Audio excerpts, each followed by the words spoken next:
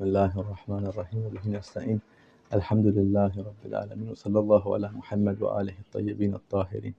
Allahumma salli ala Muhammad wa ali Muhammad wa ajjal farajahum wa faraj madahim. Apologies for arriving in a delayed manner. Last minute there were some car swapping issues that I had to kind of manage. It was not easy. Having said that, inshallah, let's get started.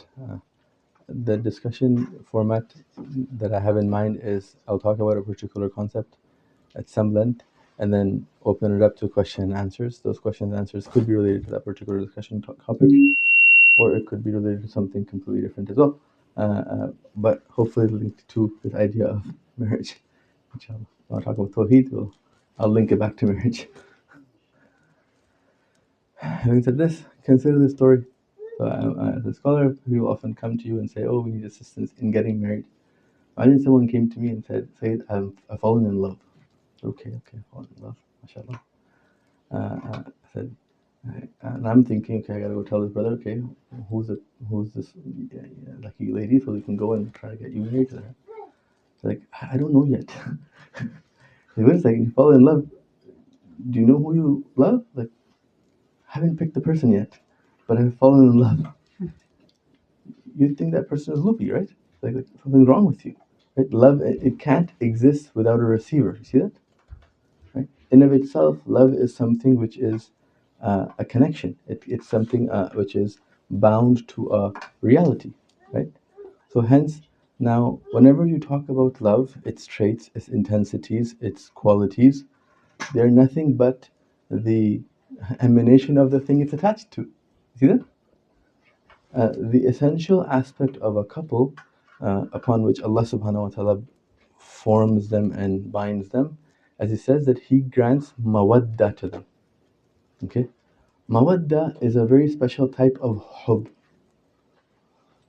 Okay? Mawadda is a very special type of hub. Mawadda is that particular hub that comes out into action too. You see that? So Allah subhanahu wa ta'ala is binding the two individuals, the two nufus in this particular world. He says, I gift them something called mawadda when they get married. Okay? That's very important that God is telling us this. He's not just letting us know He gave us a car, He's letting us know He gave us a special type of car. See that? That means that He's not a God now, the doesn't have to show off, right? He gives everything. He gives us ourselves too. So when He tells us something like that in the Holy Quran, there's a lot of guidance within that. And the only thing I'll open up today regarding that is this, that when He's saying that He provided that, He's explicitly pointing out that there might be a fallacy in one or the other partner, or both perhaps, that they're the ones creating and providing that love. He's saying, as in, do not attribute that particular thing to anything but its actual source. Love is nothing but a emanation from the one it's connected to, its source. You see that? So please.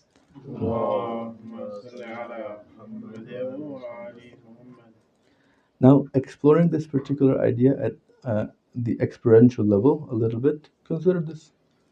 Imagine the favorite food that you have. Okay? Now for me, it's pizza. Okay?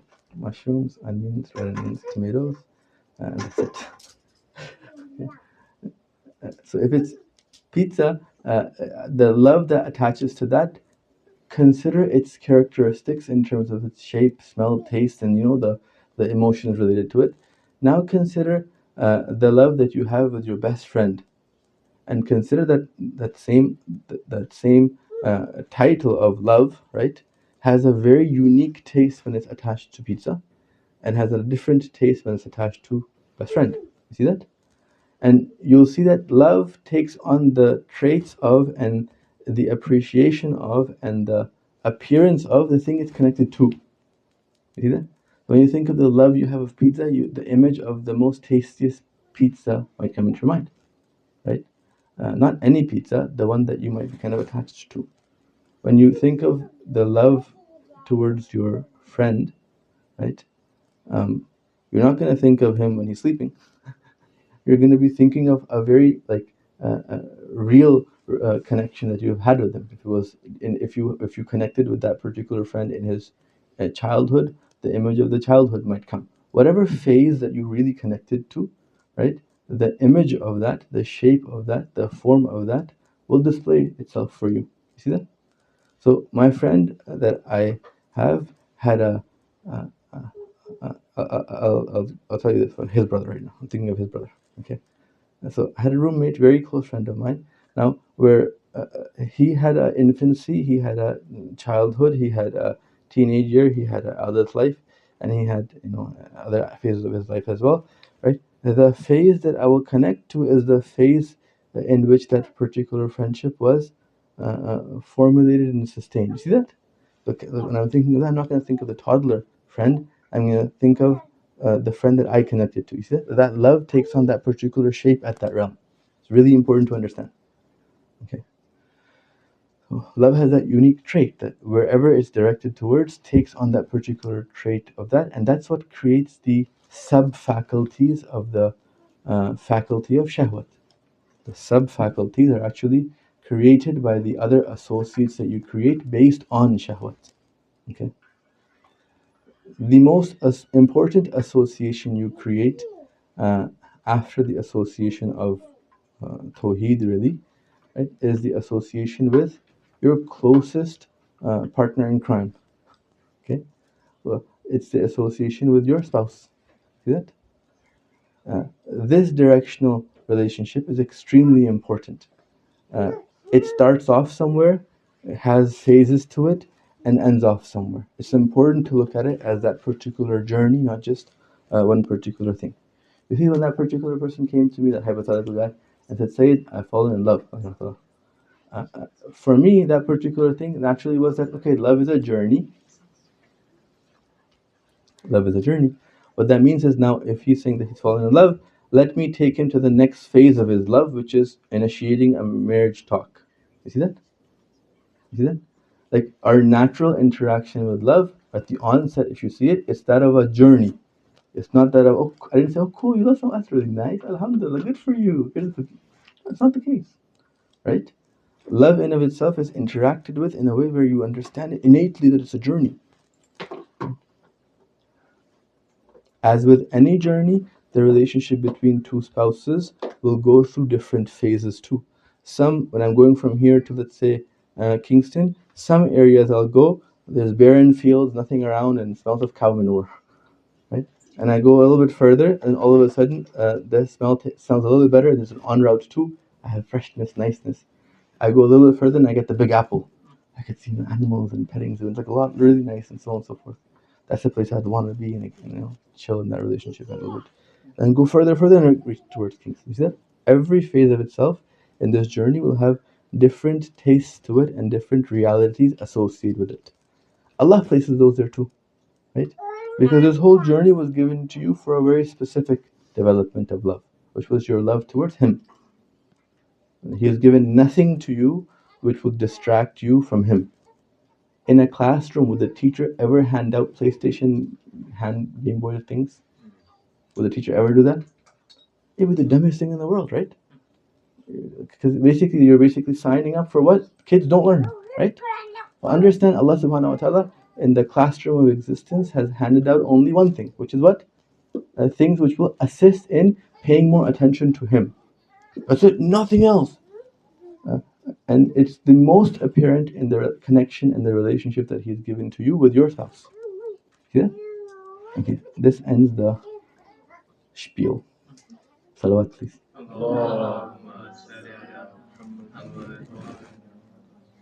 Every question you ask, I'm going to use the same gun that I just developed. I'm going to shoot it with that question. Inshallah. Go ahead. If you have questions, you can ask. If you don't have questions, we'll make questions. So one question I guess comes up related to this idea about like we don't get things to like distract us away from like connecting with Allah. Yeah. One of the issues I think that comes up a lot is like knowing the flexibility in regards to how much attention we can pay during salah. Mm-hmm. Like, for example, if there's one kid who's running around and let's say there's 2 or 3 kids or 4 kids all running around, when do you like are you, like how much flexibility is there in terms of like taking a kid away if they're beating another kid up Yeah. versus Yeah, I play Salah with 4 kids around, right? So yeah. one is after my mama, and they open it really easily. And this one's been opened. It was opened just before I came, actually. I was praying and someone just yanked that quickly. Um, there is significant aspects of flexibility that is present in Salah when it comes to dealing with kids and so on and so forth. Understand that a kid is not a hindrance to your Salah, it's the booster to your Salah. Allah's like, look, I'm going to provide for you assistance. In of itself, when you're really trying to focus, that's when you're not focusing. So I'm going to provide to you an assistance that will give more value to your Salah. Okay? Because when you're like really trying to focus, when you're trying to fall asleep, can you fall asleep? No. I'm trying to fall asleep. Fall asleep, doesn't work, right? Allah says, wait a second, I'm trying to get your nafs to focus on a particular reality, and the more you attentively try to focus, because your understanding of the mark and the goal is limited to you, you'll always miss the real mark. Always. So I'll grant you certain aspects as you pray that will help overcome your weaknesses. See that? For some, they consider the pronunciation and the thought of, what's going on as the important goal. Right now, you're more focused on the barrier and the microphone than you're focused on me. Veleshka. Leave it alone. If you drop the mic and the camera, it's okay. That's how much people will listen to. Inshallah. Allah subhanahu wa ta'ala provides for you a very real situation and provides kids for you, which limit both the quantity of how much you can pray and the quality of how much you can pray, to remind you that neither of those things are ever possibly worthy of Him. Period. Okay? That's just one level of things. There's a lot more to say there too. Okay? You are allowed to pick up your kids. You're allowed to put your kids down. If your kid has leaked and has soiled his diaper, that's a different scenario. Someone didn't have ihtiyat there, for example. If your kid took the turba and ran away, make sure you understand the rules of that. Never break a wajib salah. You're always allowed to transfer your niyat to a mustahab salah. Then breaking those is not haram, right? Breaking a wajib salah, however, is. You see that?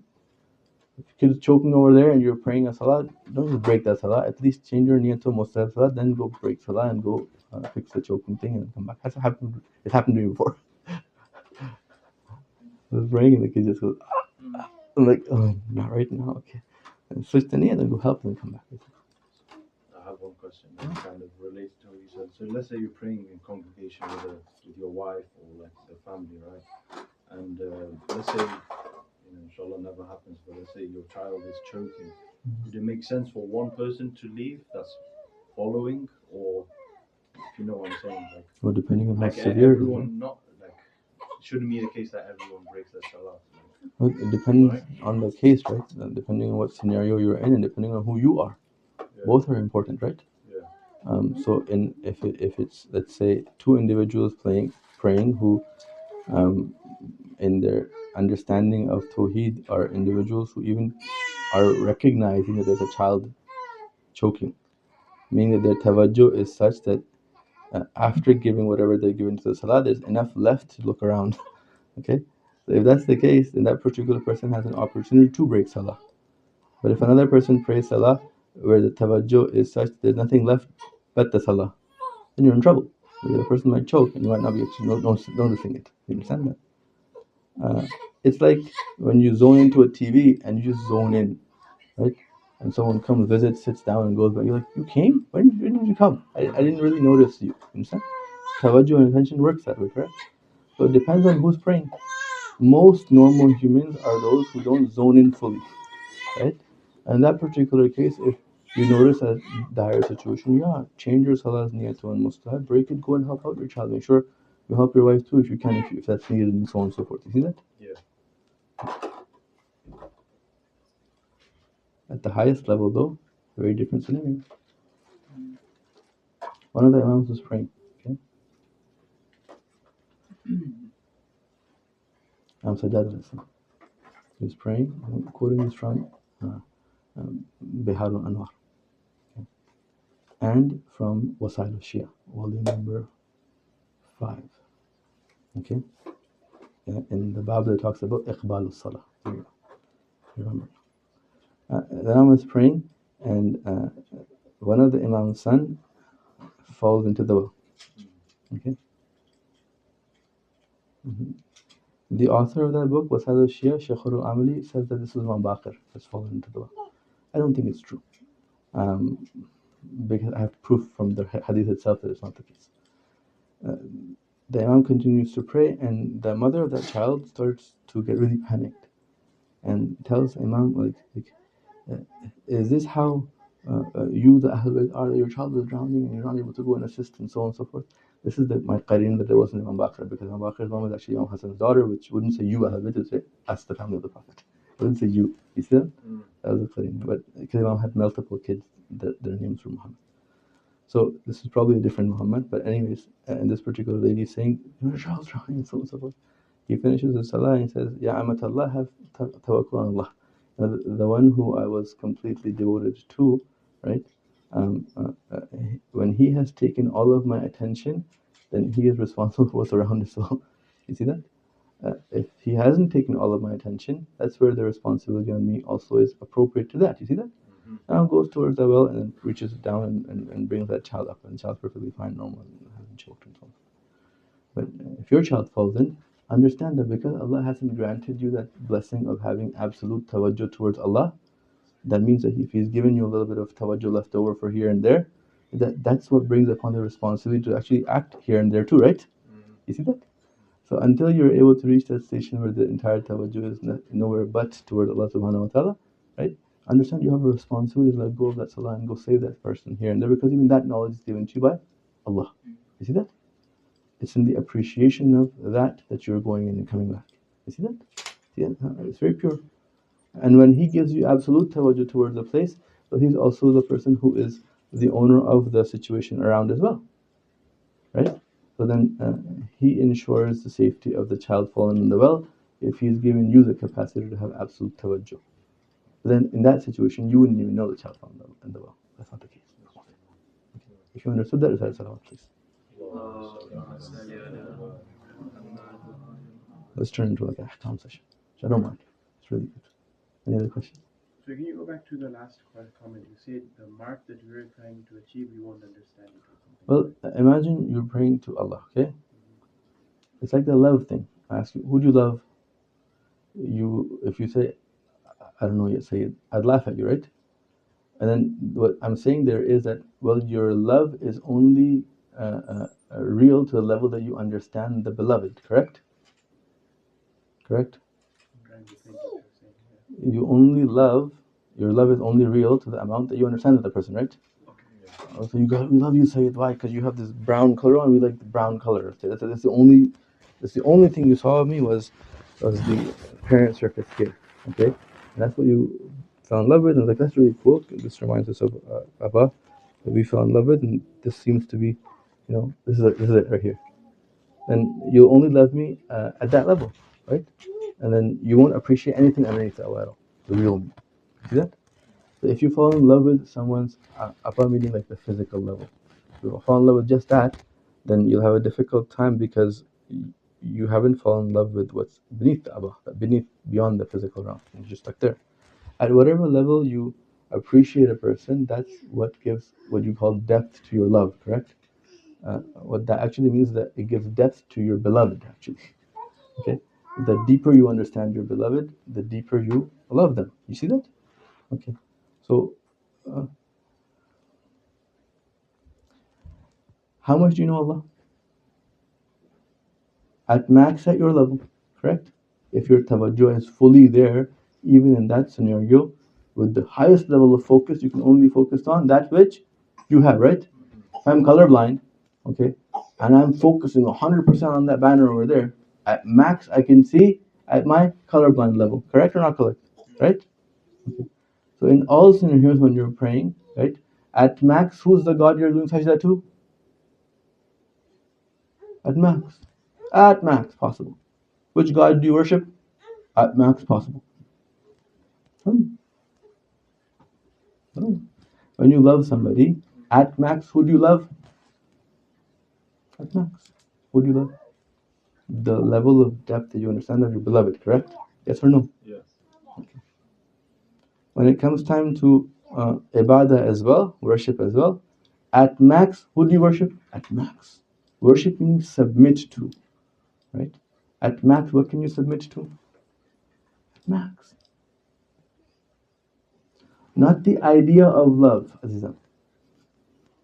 Sometimes a husband goes on the first day of marriage to his wife, oh, I love you. Great, you love me. Okay? But that word, I love you, and after 80 years together, I love you, do they have a difference between them? Of course they do. Why? Because 80 years later, I know a lot better about you. And that love is a lot deeper too. You see that? Why? Because my understanding of the beloved increased. And hence the love gained value based on the understanding of the beloved, correct? The love was always towards whatever level of the beloved I understood, nothing more. The actual experience. The imagination of it could be wherever. It could be in Timbuktu land. Who cares about that? That's not real. Okay? So submission and sajda now to Allah subhanahu wa ta'ala, salah towards Allah subhanahu wa ta'ala. The real salah is at the level of the real attention and understanding. I said both. Right? If you have, if I'm colorblind, but I also don't have any tawajjuh towards that banner, I see less than my 100%. Correct? Right? Allah says those salats I don't want from you. See that? He said, I know you're colorblind, but what I'm asking of you is something that you have in your free will, which is your tawajjuh. So even if you're colorblind, look towards this particular direction, right? And give your most tawajjuh there at the very least. That's what I want from you. See that? And slowly he gets our colorblindness away. And the more our colorblindness goes away, and it's only possible if you're attentive towards who we're doing sajda with, we're making a real relationship, we're getting deeper and deeper and closer to the actual sun, the more real the salah ends up becoming. See that? So the salah is not an on-off switch. It's not like salah yes, salah no. See that? And the performance of salah is not simply an on-off switch. You see that? It's actually a gradation to it. You see this?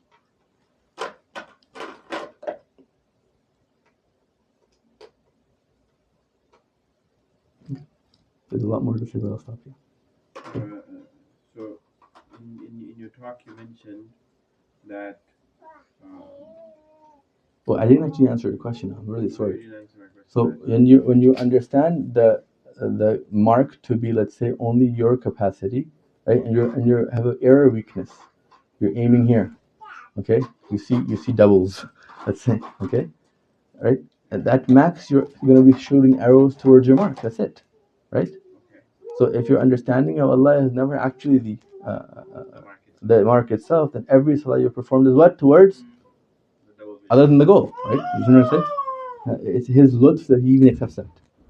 If he accepts. If He does. It's His lutf that He even accepts that. It's just like when you're praying salah, the humility comes from a very real thing.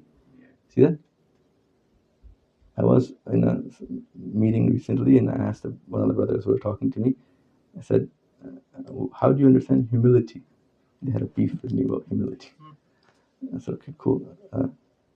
The person said that humility is when you put yourself down before others. I said, no, humility isn't that at all. Humility is when you find yourself before a mountain. It's a very real relationship. Would you ever say I put myself down before a mountain? No. Humility is the recognition of your position before a greater. That's it. If you're putting yourself down before another person, that means you're claiming that you were actually higher, and hence you had to press yourself down. In fact, real humility is when you get on your tippy toes and the highest you can go, and you still recognize that you're before a mountain. You see this? Humility is that. It's not the placing yourself down before someone, it's the finding of yourself below someone. You see this? There's a very big difference in the two. The placing yourself down is actually a lie. It's actually takabbur. Why is it? We'll talk later. Okay. Real humility is finding yourself before a mountain. You see this? Okay. And when you're praying salah in this way, where you recognize that actually this wasn't even worthy of acceptance. I entered an archery contest, and they actually had AI target over there, which would move to make sure that I was hitting what seemed like the bullseye. Right? You'd be really grateful, right? You wouldn't be like, oh yeah, this award I won because I'm such a great archer. You'd be like really shy and moving away because basically most of the work was done by that side, right? And that's exactly what brings humility in salah, this understanding. Otherwise, salah is my action and I own it, and therefore I expect from salah. Oh, dear God, not give me heaven after salah or salah after salah. This is the fact that He let you call it salah is sawab enough for you. Okay. Let's go forward. Any other questions? Oh, bringing it back to marriage relationships, because that's really important. That's the topic, right? Okay. When you're trying towards hitting the mark in your marriage relationships and developing that relationship, understand you're going to have deficiencies, correct? The same trait that Allah has towards salah, He has towards your attempts at your marriage relationships too. Okay? If you're sincerely trying for the sake of Allah to go towards a solution with the max potential and tawajjuh that you have, the way He overcame your issues with your salah, right? The moving target, one of His names is Muqallibul Qulub, right? The one who changes the heart. He moves the moving target of your spouse's heart as well for you. And otherwise, Shaitan comes to you and says, the what if game. What if this is happening? Everything is ambiguous in life then. You see that? No, it's not. Allah's got your back. It's not the case. Everything is not ambiguous in life. Yeah? With absolute tawajjuh and absolute sincerity towards Him, act using the tools that He's given you, the appropriate halal ones, right? And He brings the bullseye close to that. At the level of your tawajjuh for Him. Towards Him. Towards wherever the right position was for that heart to be. You see that? If you are trying to act and mend a relationship or develop the relationship for Allah's sake, and you're acting with understanding and using your intellect at its max level, okay? Sometimes a thought can come, okay, I'm thinking this, but I don't know how it's going to be taken. I don't know what's going to happen. But you've done all your calculations and you came up with your best understanding of what you should say. You thought of the what to say and the how to say and the appreciation of things and so on and so forth. And now you're about to say it. The epistemological shaitan will come to you and say, I still don't know how it will be digested. You see that? If they will hear all the words or not, what those words mean in their understanding, how they'll unpack those meanings, what effect and impact it will have on them, and then it might lose everything entirely, and it will create these confusions within you. Understand, on the other end, Allah can move the target, and He does, quite literally. Right? If it's truly meant for that person, He doesn't want you to explicitly say their name. He'll get the Fatiha Sawab to them. Is it the case of doing a Fatiha for Ali Muhammad? That's it. Okay. And then we said Ali Muhammad. Is it going to go to a different guy? Allah's like, okay, I understood your tawajjuh was towards where I'm gonna move the target. I'm gonna figure it out. This exists there in a lot of fields too.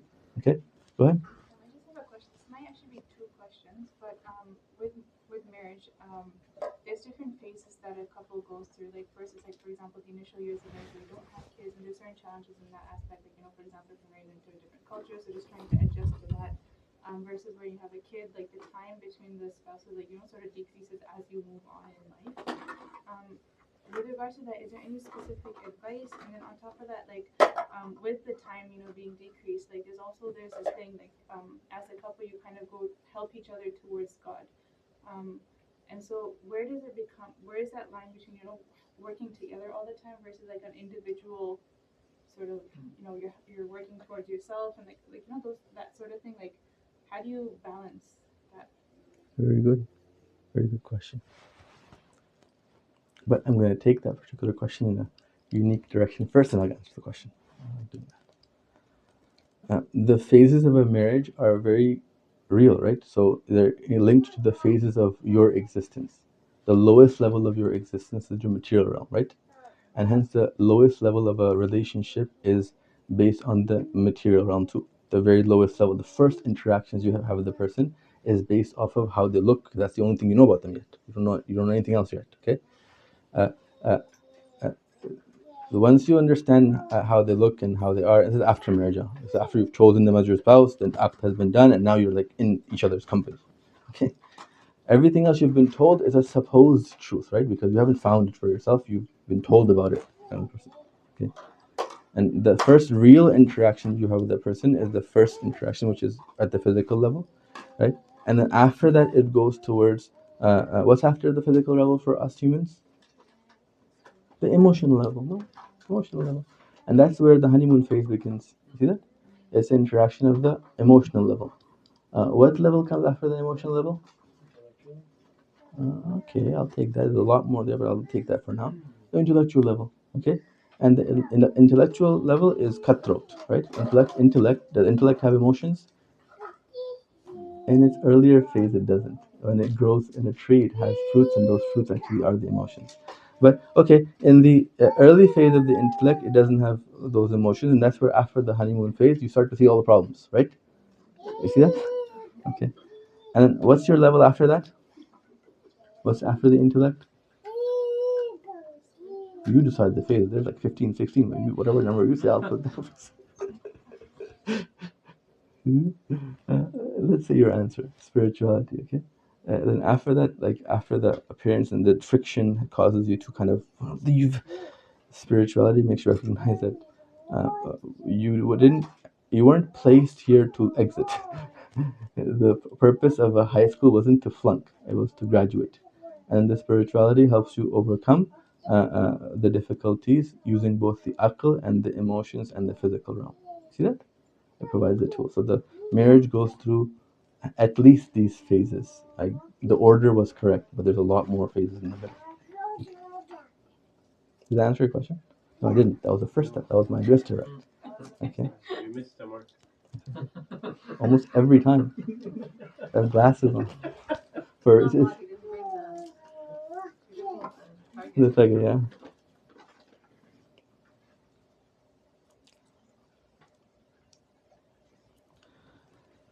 Understand that your spouse is your spouse, right? It's a mine. It's an associate of your I, correct? That means that at any time you're looking at that spouse as an I, you're looking at it incorrectly. At any time you're interacting with the spouse, you're interacting with that particular spouse as an associate of yours. Okay? Uh, that means that because it's your associate, okay, uh, uh, you're interacting with, at some level, your I too. Imagine you go to the gym or you read a book, okay?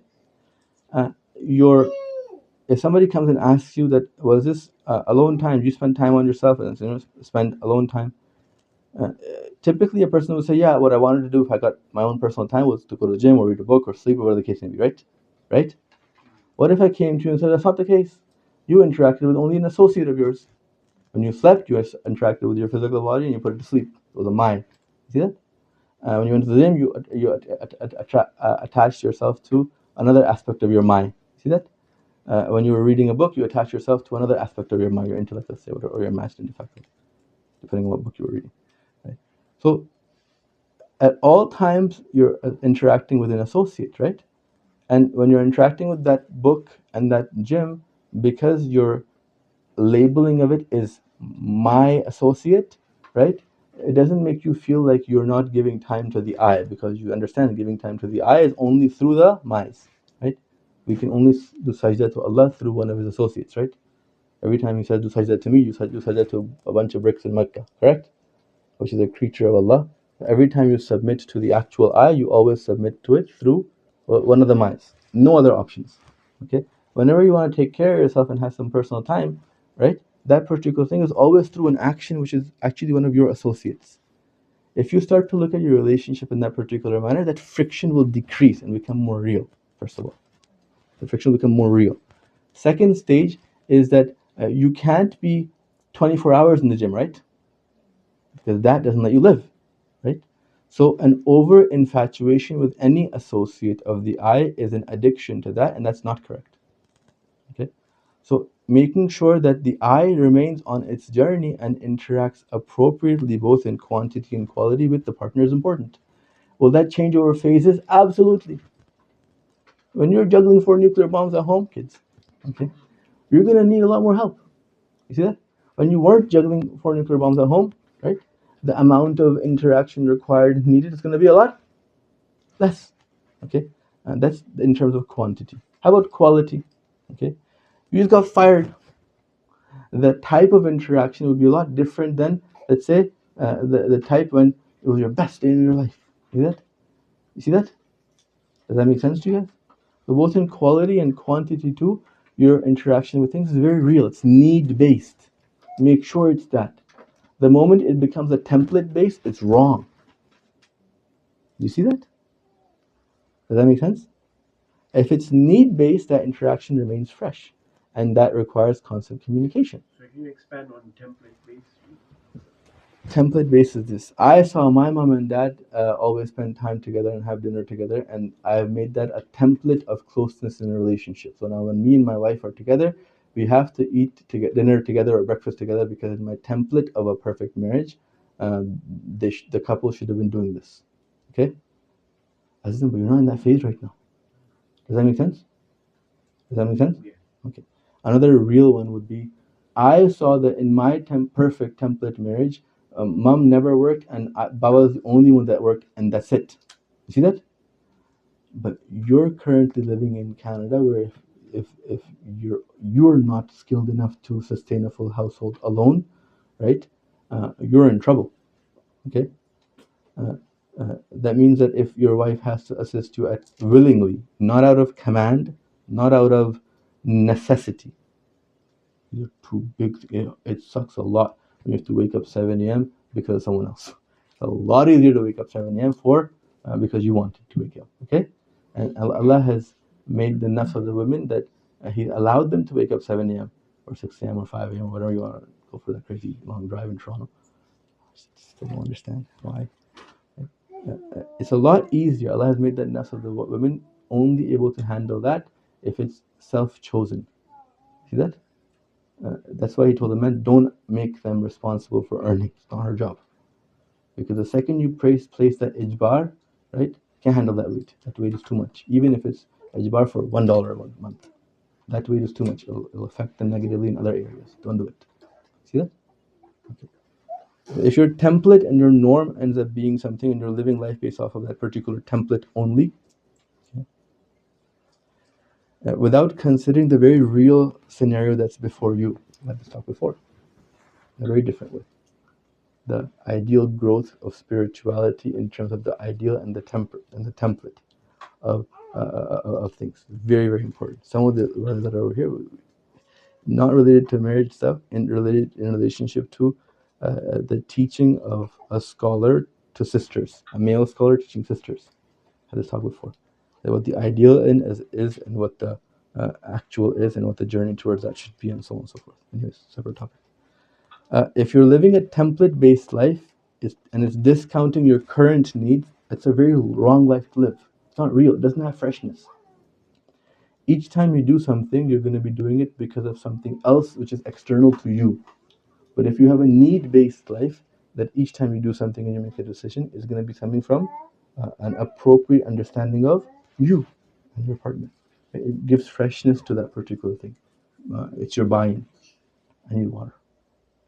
Thank you. Salawat, please.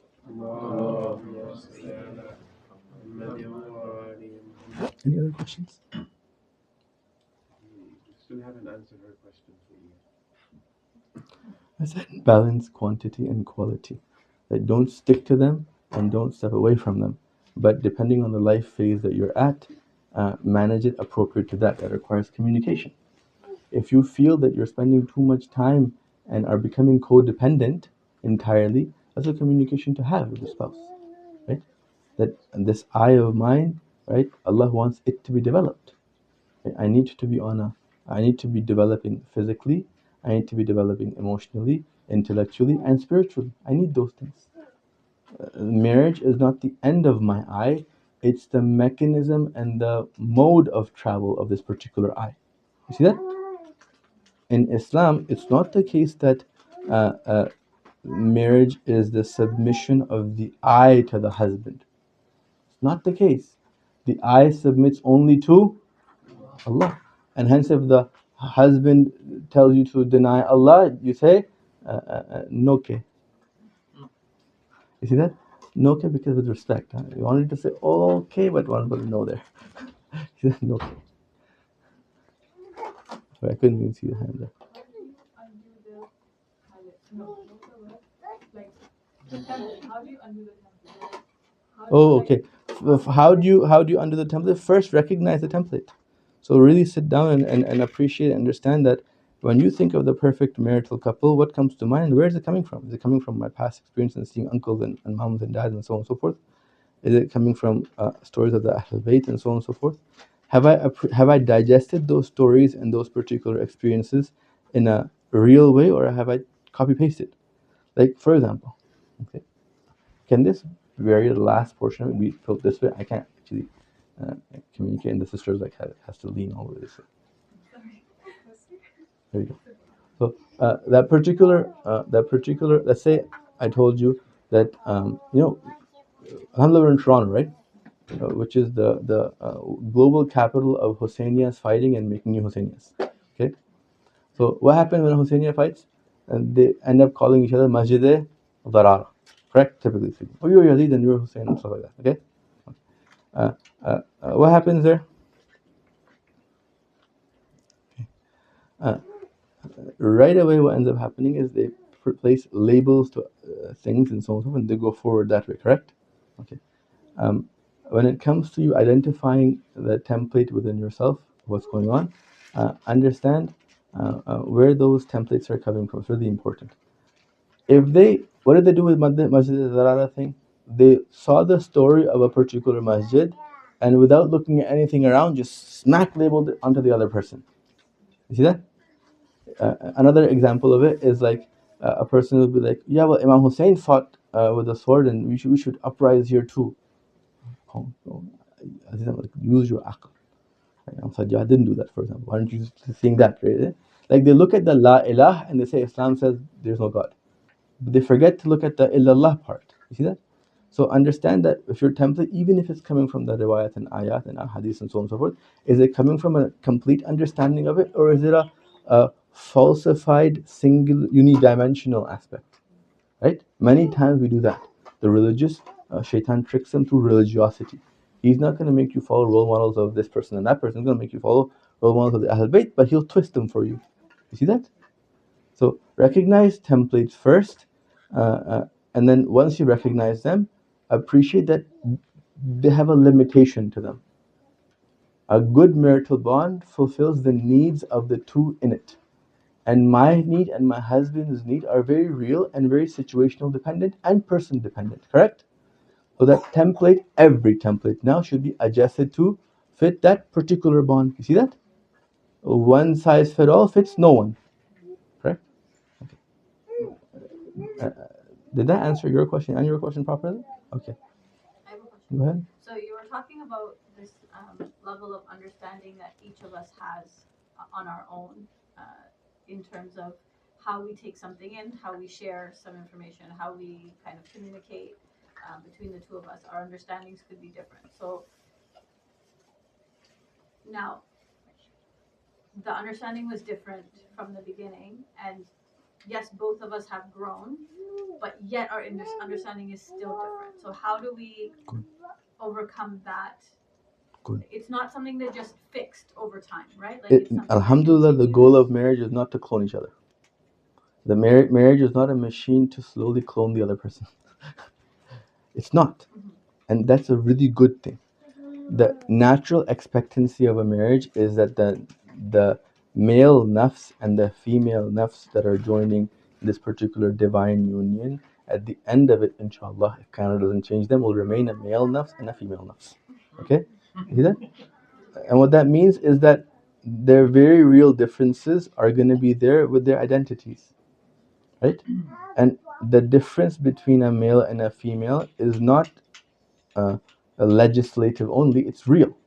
Right? That's why the people who think that it's a construct are bunker, loopy. Okay? So the difference between a male nafs and a female nafs is actually very real. Right? Some people think nafs don't have gender. Let me correct that understanding. Your nafs is like a sunlight, which is connected to the backyard and is source in the source itself, correct?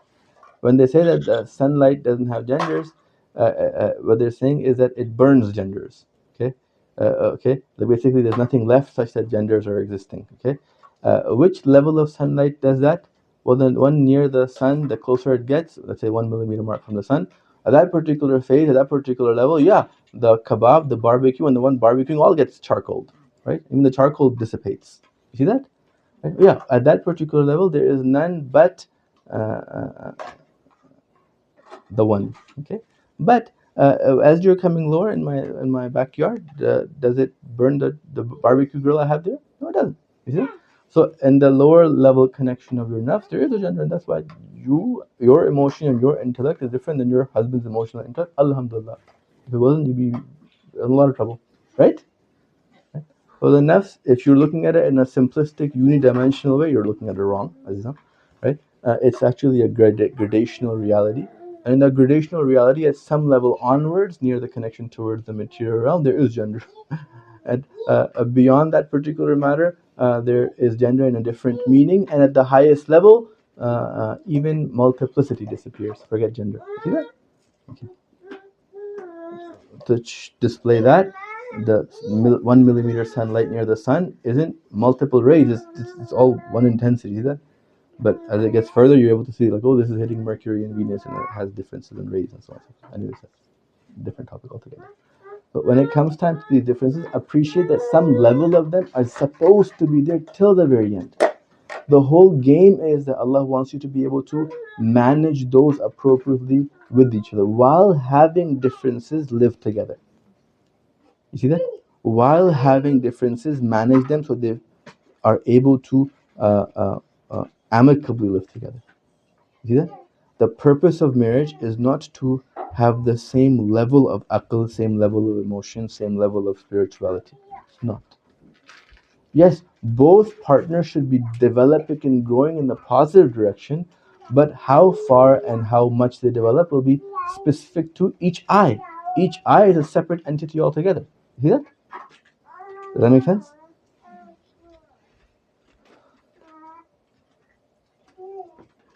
I'll ask a question. Sometimes a person will feel that, hey Sayyid, what if you feel like you're married to somebody who's not compatible? You're growing a lot in one field, but your partner doesn't seem to be growing at all, or you're not happy with their growth level. Now what? I say, Azizam, you're in a religion where the ma'sumin married non-ma'sum. Yes or no? Yes, okay.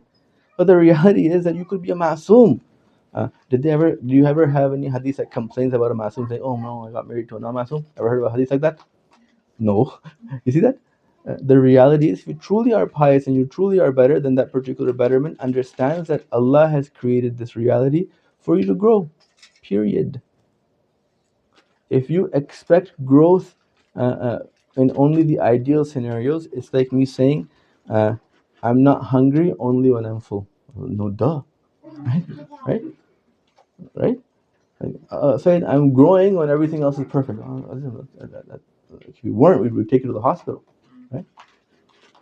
You know what I'm saying? So the reality is that those differences themselves end up being boosters. In some situations, a proper eye can take the most difficult of relationships and the greatest of differences to rocket boost them. Okay? What do you mean by that?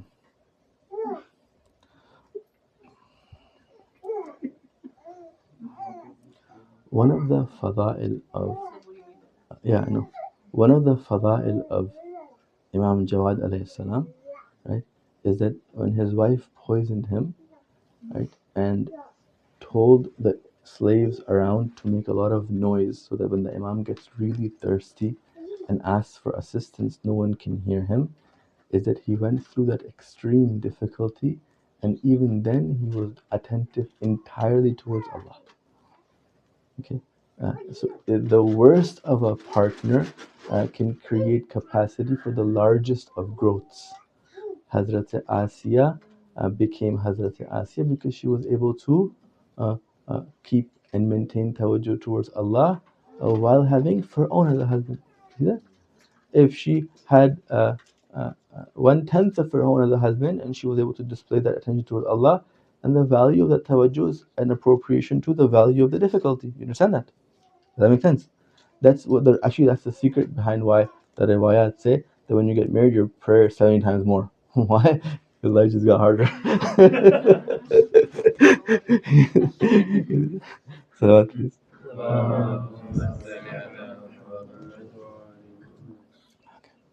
Any other questions? You asked your question, you answered it as well. I Uh, thought you were asking us questions. No, I haven't answered. I have a question from the very beginning of your talk. There's a point that you mentioned that this this path that Allah has created in marriage is a journey towards Him.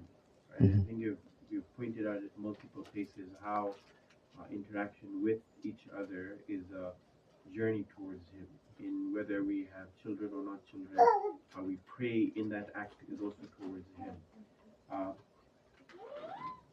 At the beginning, the question is like, how do we identify for ourselves?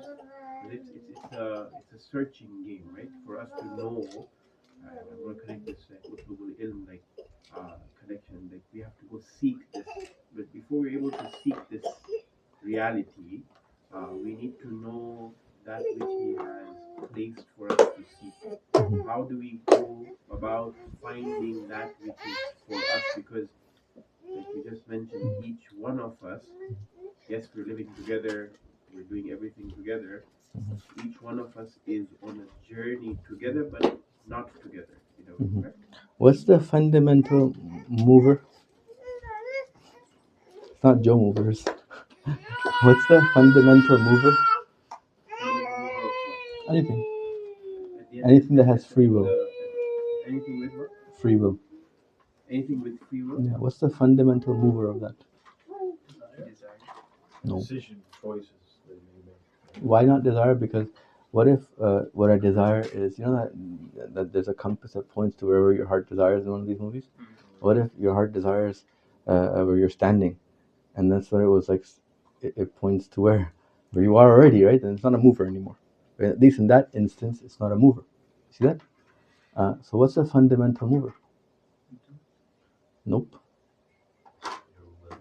Nope. Your needs. Nope. Close, but not really. Okay. The fundamental mover is, and this is not it feeling, and then the appreciation and understanding of it. And each person living, do you have that feeling? If someone says, this is it. You're at the goal. Right now you're there. You're like, what? This is it. Understand? That particular feeling that the relationship isn't just this. Whenever you feel that the destination is not point A, that's the fundamental mover of traveling to or wanting to travel to somewhere else. You see that? But I said the fundamental mover. The direction piece still has to come. The intellect comes in there, right? With what? The intellect alone? No, the intellect is like a screwdriver sometimes. You need something to use it on. And that's where the needs come in. See that?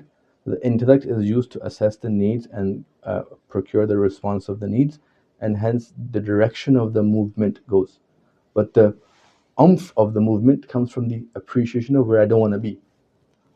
The more an obese person appreciates that they're really obese, that's how hard they try to get fit. See that? Like it's only in the recognition of like, oh my God, I don't have clothes anymore left that I have to wear togas. Then they're like, okay, now I gotta go. Now I gotta move. You see that? When does a person really move? When they recognize the filth where they're standing, and hence the man arafa nafsa faqad arafa rabba. When does a person actually go towards the Rabb? When they understand the filth where they stand. See that? And that particular weakness and deficiency is which pulls them towards disconnect from all associates. Okay. You answered, but you didn't answer. I did answer. I answered. Just kidding. You answered. Okay. So you explained two parts. You're naturally given the feeling that this is not enough. Yeah. But then you have to use your aql and you have to use your needs. To find the Direction, yeah. Okay, so I'm confused about this. Okay, I can use my aql and my desire, and the direction could be wrong, right? Because you're not doing. Your aql says, "I'm moving towards what? Towards myself or towards God?" Like, what's the movement towards? If it's towards yourself, you exist in point A. That's why I said man arafa nafsa. No, that's fine. So we're moving towards God. But I didn't open it. Can I open this up? Sure. Okay, sorry. Are you in point A? Wherever you are? Yeah. Yes, you are. The eye is always there, correct? Yeah. Okay. So if you were only moving towards yourself, then you're already at the destination, correct? So clearly you're not the destination, right? And your aql recognizes that. And so the aql, the next thing it says, well, the destination is other than I, right? Then the needs direct to where it's going, right? If the aql progresses towards them, thinking that it's a pharaonic I, it owns itself and is going, right? And so on and so forth. Then wherever it goes, it's always there. It's bringing the filth with it, right? You understand? Sorry, can you repeat that again? I didn't understand. Let's say we were moving away from point A because point A stank really badly. Okay. And then we're going towards point B, but I bring, an aspect of point A with me that also stinks really badly with me to point B. Okay. What have I done at point B? I made it point A. It stinks really badly too now. Okay? Okay. So when you're trying to move from an A towards a B, you're trying to move towards this current I that I have, because it's not enough. It's not enough. I gotta go somewhere else, right? Okay. So I have to go somewhere else. That same I has to go, but as it's progressing through, it's like a car wash. It has to get showered. Otherwise, the end and the front is the same. God forbid it reverses. You see that? So every journey, there's an initial point, point A, and a destination point, point B, and you're going from a point A towards a point B. Mirror journey is like that too. Your intellect is looking at the direction based on the needs, and it's understanding that if it's the same me there, I'm here too. All that's changed is the scenery. This is a way for us to look at if we're progressing in the right direction. Yeah, that if you are changing or not, are you getting more purified or not, are you able to control your anger and your shahwat or not, is the least level of looking at it. You see that? Okay, so I want to add a question at this level for a quick second. Was that opening? That was, like, Was okay? above it. Okay, I'm sorry. Then this progression can be done on an individual level. Yes. Hold on.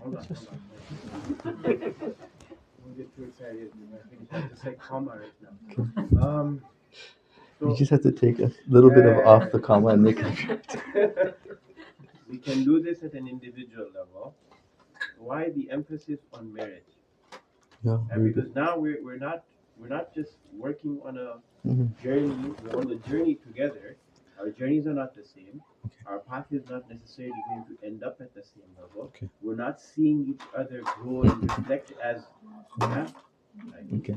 maybe she has a rough. No. Look. Allah has two types of traits, right? Sifatul what and what? Jamal and Jalal, correct? Yeah. Are they different from one another? No. Who thinks yes? If you said no, then why are there two? Say one. They're the same point. No. No, If they're the same kind, opposite sides of the coin, it's still two sides, correct? You see that? It's two traits which, in their lower intensities, display two-ness. Okay? But in the higher intensity. 1 second. I put a red light here and blue light here. Okay? And I take them both towards max brightness. Max, what color do they approach? No. The source becomes max brightness. Any color palette, go towards that corner. What does it become? White. Right? It's only in the lower intensities that the red and the blue show itself. Okay? And then the further it is from the actual brightness of it, right? Nur al-ilm, ma'rifa. Right? The further it is from that, the more apparent the manliness of the man and the woman. Like this is the real light. That's not the real light. Is it? If you're ever in a situation where you feel like you're the real gender and the other one isn't, understand you're far from the actual source. Okay. In fact, the Jamal and the Jalal at their highest level are actually the one and the same. Why? Let me explain that to you. It's really important Tawheed lesson right now. Aqaid through marriage. That's exactly why marriage is important, because it's a great experiential creator for Tawheed. Okay, that's the short answer to your question. Long answer. What is absolute Jamal? Jamal was something that attracts you, correct? Okay. If I said Alhamdulillah, the natural understanding of that is La hamda li ghayrillah, correct? If I brought all the Jamal in one particular dot, that means there's no Jamal Anywhere else, and that means the only place that basically Jamal exists is there, correct? That's a repulsion of a very unique Jamal too, which is the eye. I'm beautiful too, right? Anybody think they're not beautiful? Everybody innately finds themselves valuable, correct? You will only do hubbun nafs, love yourself, if you found yourself to be loved, lovable, correct? Okay. At least at one level, this eye is a particular thing which is zu hamd. You see that? When I say Alhamdulillah, that is actually a tear away from this particular identification as an independent thing as well. Okay. All love belongs there. All beauty and hamd, praise belongs over there. You see that? Does that make sense? What's Jalal? Jalal is the pushing away, correct? Okay? When you have absolute beauty in of itself is the exact effect of absolute Jalal. Absolute Jalal pushes everything but it away. And nothing else. And absolute beauty says there is nothing else. You see that? When you have extreme cold, it burns. Does that understand? Do you understand what I'm trying to say? It's a very real thing. When you have extreme cold, it burns. Do you understand? Okay. The impact and effect and experiential understanding, quote unquote, at the highest level of Jamal and Jalal is what we call Tawheed. We are believers of Tawheed. We don't believe Wahid. Did anybody in the Aqaid say instead of Tawheed Wahid? Wahid is one. Tawheed is different than Wahid, correct? Yes or no? Okay. Yeah. We believe in Tawheed. Oneness. Let's say in English, closest thing I could say right now. You see that? If it was just one in the appearance and the actual, then you would not say oneness, you would identify it by its essence just as one, correct? Wahid. Tawheed is the belief in the oneness in the multiplicity. Quite literally is that. The believers of Tawheed understands that all colors at their brightest peak are nothing but white light. And the best way to display that to you is to give you really live, living representations of the Jamalullah, the Khalifa of Jamal, and the Khalifa of Jalal at this particular level, and put them together in the household. Like, go ahead, every day live together. Go to sleep together, wake up together, your needs are upon each other. See that you are one and the same. Different aspects and different shades, but when your brightness increases, it's both white light. Understand and appreciate that. Your needs display in blue and black and red, but the source of the needs is one, nothing but that. Study your partner. That's why marriage, that's why all the hadiths emphasize marriage. The Holy Prophet is my sunnah. One who doesn't do the sunnah, for example, isn't from us. There's a lot of hadiths that talk about this. Why? Because this is the experiential journey towards Tawheed. Nothing but that. Does that make sense? And now, when you marry with this understanding, it's a human marrying. Otherwise, it was an animal marrying. It doesn't matter, the whole world calls you Ayatollah. Who cares? If you marry with this particular understanding, now it's a human marrying. You see that? Salawat, please.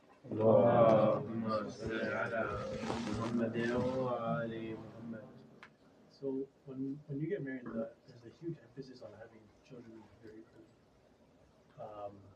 And into There's a huge emphasis on having children early, right? early. Okay. And usually that comes with you're trying to spend some time to get to know your partner, but having kids a lot earlier in life don't necessarily have that same luxury of really getting to know their spouse. And when the child comes in, those other things kind of start spewing out, where it's just like, I didn't know this, where is this coming from? And it's almost like, you're seeing a completely different side. And now you're trying to get used to a new type of a relationship between you and your spouse, as well as adapting to a relationship with your child.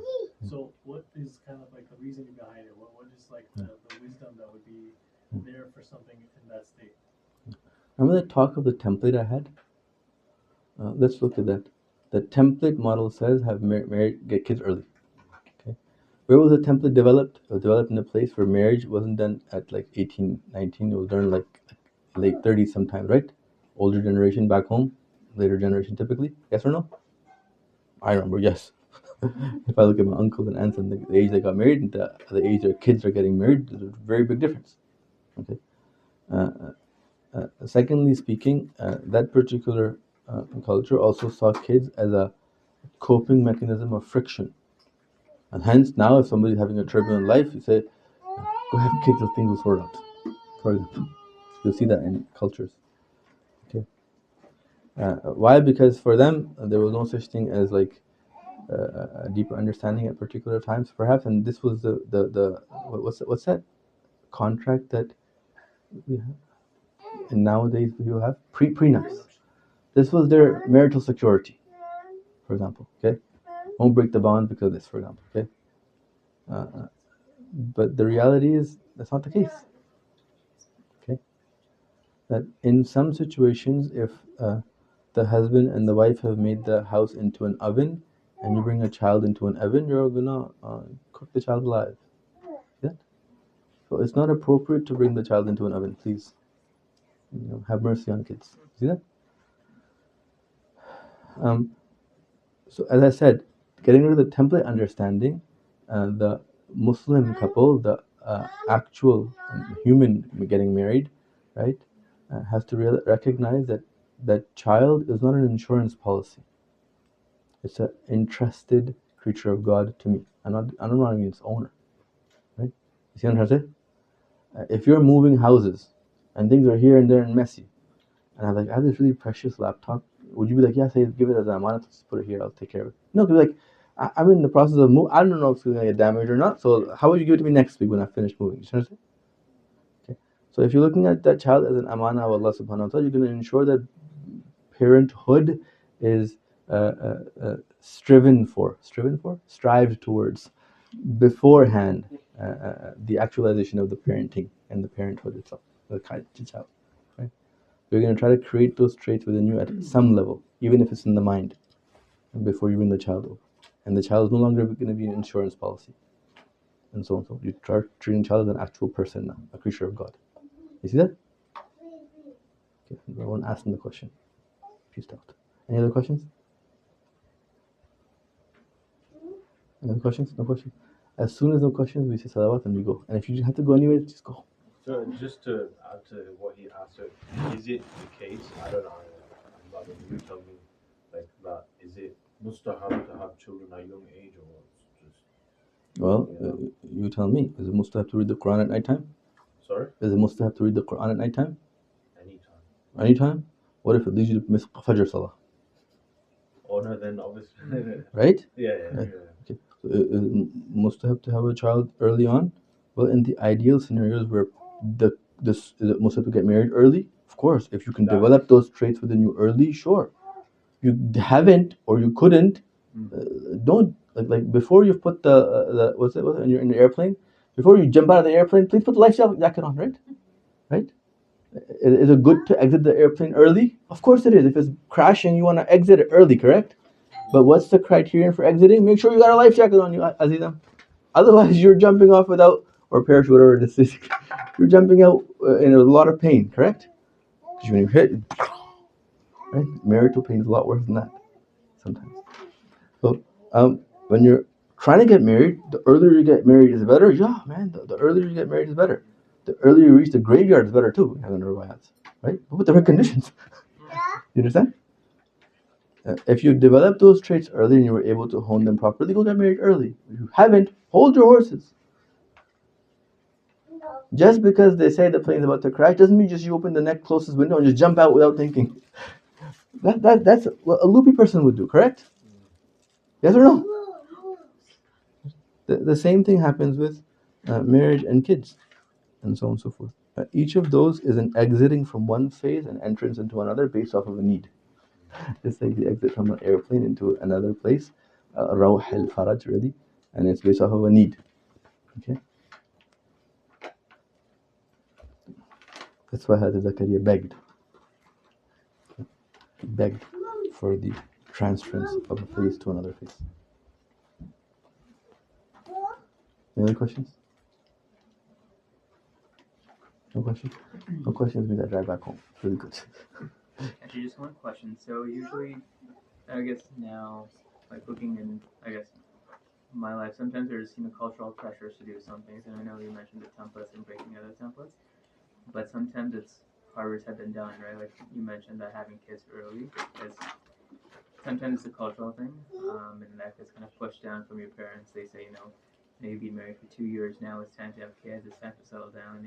Like we did this when we were younger, and kind of worked out for us. And then there's some cultural stuff like you know stuff that the son-in-law should do or the daughter-in-law should do in the family and stuff like that. And it's not necessarily tied to religion, but it's again just culture, especially in the Indo culture. How do you kind of overcome that, and how do you, especially if that pressure is coming from your own parents, right? You want to be respectful for them, like to them, and you try and explain to them, this isn't religious, it's not mustahab, it's more cultural driven. How do you overcome those challenges when it comes to those pressures coming from your parents or someone that you're close to? Okay, I'm gonna reverse it by asking you a question. Yeah. If I'm on a crashing plane and someone asks me, "Why aren't you jumping out?" and I'm not jumping out because I don't have a life jacket, am I gonna ask you what to tell them, or I'm gonna say because I don't have a life jacket, right? Whatever the real actual factor which is preventing you from jumping out of that plane, right, into the rawh al-faraj, right, that freshness of the salvation. Okay, so the kids, and the next phase, that's what it is basically. Whatever is preventing you from that, whatever that life jacket thing was, identify that first intellectually. If it's an emotional, imaginary life jacket, please don't jump out, right? Sometimes you just because you're scared of having kids, you're not having kids. Your intellect will help you reach that conclusion too. Everything does check out, right? You're not supposed to be perfect before having kids because you weren't perfect before you got married, correct? Right? So you're not supposed to be perfect parents before you have kids, but you're supposed to be capable parents, potentially capable parents, correct? At some level, just like you're a potentially capable spouse at some level. So whatever thing that's actually missing, you present that. Okay. Then, I haven't controlled my anger issues yet. I get angry a lot. I go nuclear bombs at home, and that's not a good environment for my wife to become pregnant in because it has a lot of impact on the fetus and the child and development of the child and so forth. And I want to kind of work on my anger issues when I get married. That's a very real question. It puts away all expectation from my spouse. It brings it to me, correct? Right? Don't put a bullseye on your wife, please, ever, or your spouse. Always place a bullseye on yourself when you're communicating with your parents. And if she's communicating with her parents, put the bullseye on herself. Because I guarantee you there will be 2 life jackets that need to be put on before you both jump out together. Exactly. Is it? Okay. Any other questions? If not, we drive. Sorry, I'm having a difficulty with this whole concept. Which one? With the having of children or deciding that we are going to have children. Okay. It's not on us to decide if we're going to have children or not. This is a tawfiq or a ni'mah that's given to us. Yes, that's true. The children are a ni'mat that are blessed to you, just like the salah is blessed to you, correct? Yes? Do you decide to pray or do you find yourself on the prayer mat? Fine. You decide to pray appropriately on time, correct? So it's your tawajjuh towards that which causes you to arrive early or arrive on time. Some people feel that the goal is to arrive on time and pray prime time. Another person might have more of tawajjuh and say actually the goal is to arrive early, a few minutes early to the meeting, and then display that respect for salah and then pray, so and so, whatever the case. Okay, so just like the salah, right? Your intellect willfully finds itself on that prayer mat. No, it willfully chooses to be on that prayer mat. You see that? But with the understanding that it's something granted to you. Okay? So when it comes to marital life, you understand that the next phase you're aiming for, you're going towards, is childhood. It's like not it's parenthood. Okay? Sorry. Exactly. Okay? So you understand that is the next phase you're going towards, but you have to ensure that you arrive there appropriately. Have you done your wudu before you got to the prayer mat? You don't find yourself in the prayer mat, oh yeah, no wudu, I gotta go back. Right? So the intellect has a key role in deciding when to try to have kids. You know where it's coming from riwayat? Because it says when you're trying to have kids, do this dua and do that dua. It wouldn't have said that if there was no plan for trying to have kids. Yeah, and you have to actually when you're trying to have kids, eat this dates and do this and do that and so on and so forth, and this zikr and that zikr and so on and so forth. All that is there. Why? meaning it's a conscientious effort to create that family. You see that? Does that make sense? Once you have that family life established, let's say for example your spouse is from two different cultures, I find that like after the family life comes in, a lot of your external like friends and influences kind of get reduced, right? Like the real only time you see people is like at mosque or occasional events, but it drastically drops, right? So where should we stand in terms of making that effort or finding people on either side? Be very real. Brother, if you in the airplane when you hadn't jumped out were able to talk to your person here and talk to her there, if you expect the same expectations after jumping out, that's a you problem, right? Before I had jumped out, I was able to enjoy a movie and watch this way and watch that way and say hi to that person, hi to that person, and so on and so forth. And if I maintain that same expectation of myself after I jump out, I'm living a template life. I'm saying that template before phase should have been here as well. Let's go, go, go. It's not there. And you feel then the regret of even jumping out, then God forbid. See that? But you're not recognizing that the eye has progressed. The eye is no longer in the plane. It has actually, the associate where the tawajjuh has gone towards is the world outside the plane. See that? And then if that's the case, then I actually appreciate and shukran alhamdulillah that I was given a nice movie to watch while I was on the plane. See that? Instead of regret, you get like, thank God I was able to cherish a very good youth. See that? But the phase I'm in right now is not a young person's phase. Just want to clarify, you're not saying marriage is a plane falling down, right? sometimes it feels like it. Get a life jacket or get a parachute. May Allah help you. It's a plane. No, it's not. I said it's a plane that's crashing. I said it very intentionally. What happens to a plane that's crashing? Even the kafir says what? Oh God, Ya Allah. A marriage is designed to make the most hardest of rocks melt and understand their deficiencies. Do you understand?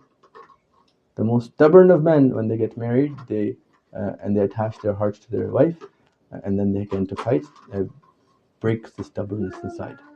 Understand? At some levels, right? Marriage is quite literally a turbulent plane. Shukran we have turbulent planes. Why? Because tawajjuh go towards Allah, right? Does that make sense? The journey is not flying, the journey is diving. The journey is exactly detachment from the eye. It's the killing of the eye. How do you kill an eye? Well, you get into a plane that's going to crash for sure. Then you jump out appropriately and so on, right? And you make the eye reach its appropriate destination in a nice way. Detached from all the other distractions on the plane. We're saying the plane. Very true. My examples have been thought through. So I guess jumping out would be like divorce? Jumping out is going from one phase to the other. And jumping out, the analogy was having kids. Okay? Where like while you were on the plane and it's about to crash right now, at this point you're still able to talk and communicate. It's a little more panic because other things going on too, right? But it gets a lot more intense when you're actually in the next phase, when you actually do have kids. Now you're like in the beginning when you first jump out, you're just getting used to the wind. If you don't close your mouth closed, you go right. You know what I'm saying? Like in the beginning, it's survival mode, just to figure out how this new phase works, right? And then slowly, so once you become used to that, you're like, oh, I can actually move my hands a little bit here. And then slowly, you integrate into being able to actually, use that parachute appropriately. See that? Does that make sense? Okay.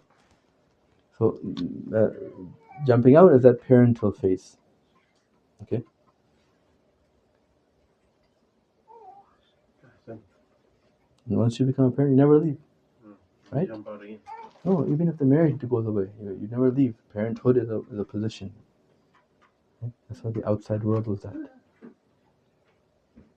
Where you land is important though. You aim for the rocks and the mountains, you're going to land in a harsh place. You land in the middle of the ocean, you're going to be in trouble. And if you land in a nice, comfortable lawn that's soft grass, it's going to be very nice. And that's why parenthood at its end journey, the types of emotion a parent will feel will be based off of where they aimed for in the beginning of the parenthood. And many parents who didn't care about the ground, they were looking up at money or at job or at career, will find themselves landing perhaps in the middle of the ocean and have a lot of regret at the end of parenthood. Does that make sense? I have a question about this. Yes. Alhamdulillah, so Ali Mama, myself, and you here, and all the other younger parents. So if I'm sure Ali Mama is like ahead, you're ahead of this. I didn't see this before. Okay. Now my children are older, Yes. so nothing we can do. We didn't have this understanding. Okay. Right? We're like 12 years in of this. Sure. Right? Now the understanding is inshallah changing. Mm. Okay.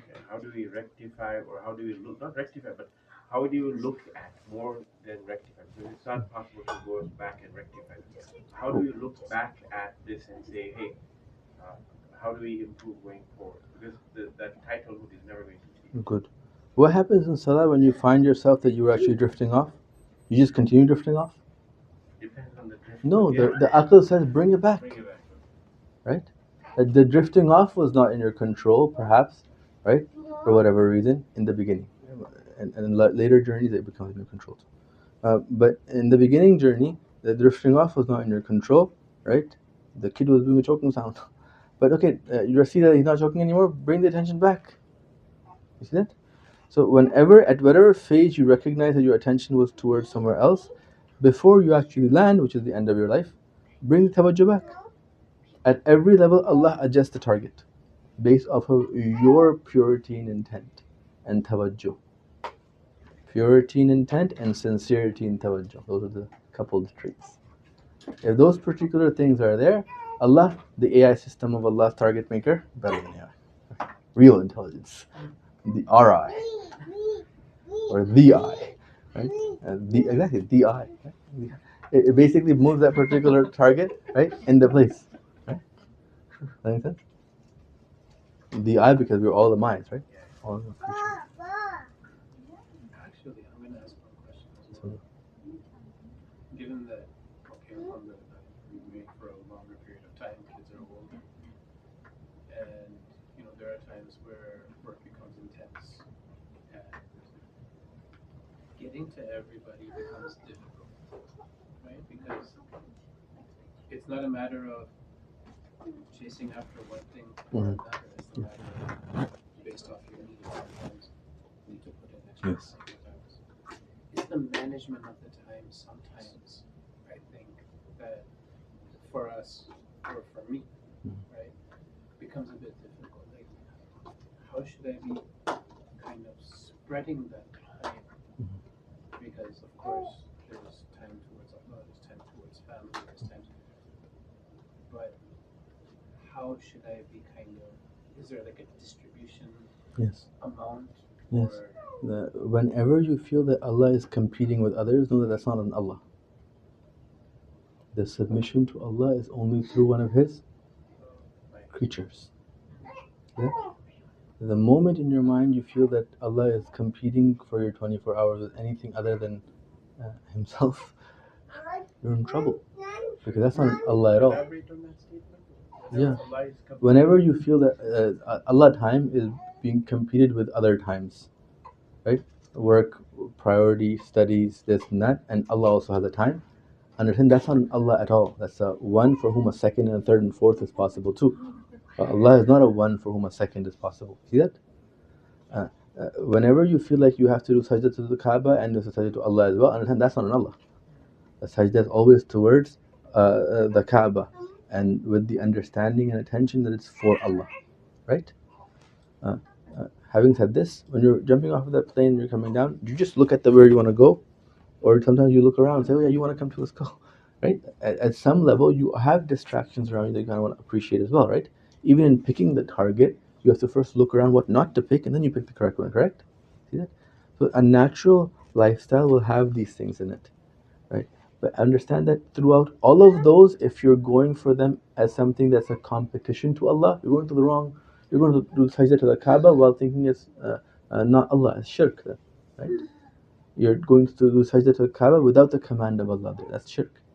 But if you're leading your life, and if work demands more time and you're going towards that, but you're attentive of this fact, not just the label of it, in the actual daily drive to work, you're attentive of the fact that I'm actually only doing this because I'm owned creature, Allah owns me, right? And that is Allah time. Allah didn't say to submit to Him through anything but the needs that He's given to you. Allah made His Sharia complete your fitra in this way. That's what it means, that the Sharia is the basically based on the fitra of man, is that He first placed the needs in you and then provided the pathways such that you approach that internally motivated. You see that? Does that make sense? So I understood his question at a lower level, which is you expanded it in the all 24 hours then Yes. is Allah time. attentive to Allah. If you have other than Allah time, you're not a Muslim in that time. Which is right. I think I understood it as Yeah, the you want me to submit to other than Allah, right?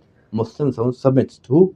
Allah. Oh, exactly. If I've submitted to anything but Him, at least at that moment, I'm not a Muslim. I'm talking to you, and I'm talking to you as the I, the pharaonic I. I'm not a Muslim talking to you. Yeah? At max, I'll take you to myself. That's it. No, that's a bad place to be. You see that? You think I Sorry, like what I understood out of it, like okay, my time at work is giving less time at home with the children or something, and that's how I took your question. Yeah. Like, how do I balance? Sometimes your aql will come and bring this. Right now, we have this mortgage due, and I need to put this much time this year extra at work because I have to make the financial needs done. And this year, I will be decreasing the time at home at some particular capacity, not the extreme, but like at some level. And I communicated that with family as well, and we both come to that particular understanding, right? Once the responsibility becomes that, you're following this for Allah, right? He's told you to take care of your house, right? Okay, then you're only occupied with Allah. At any moment you feel you're occupied with anybody other than Allah, know that That's not true. Because even in the giving more time to work, I'm still with God, and when I'm giving more time to the family, I'm with God. I'm giving more time to the gym, I'm with God, right? Like in each one of these, I am, regardless of where I am spending time, is my attention and tawajjuh towards Allah. Then one or the other spouse might take over one or the other responsibility. Key word, we have to communicate. Consider, for example, the 1 millimeter sun ray from the sun. Okay, that 1 millimeter sunshine from the sun is looking at all the other rays on the ground, right? When Venus, Mercury, my backyard, right? It's looking at all that, right? It never sees the connection to the sun as, oh, I gotta do that too. That's actually the source of why I'm doing all of this. You see that? Does that make sense? That supersedes all of this. The moment it becomes that is a one for which a two is possible, understand you've never prayed. You've never actually gone towards the real Allah. See that? Because that's the journey that you mentioned towards Him at the beginning. Okay. Yeah. Regardless of what act it is, or what phase that we're seeing, Exactly. whether it's the cows or the Big Apple or the blank space Exactly. on the way to Kingston. Exactly. And that's at all times. At all times, including sins. That was my gotcha hook. Why? Because the recognition of a sin and where you fell and the tawbah in of itself is a journey back. And sometimes a person has to fall to appreciate heights. I won't open that more. But understand that 24 hours, I meant 24 hours, including the weak points. See that? That's why I mentioned everything. Nothing out. No questions? I'm getting tired. Sallallahu Muhammad wa ala Muhammad.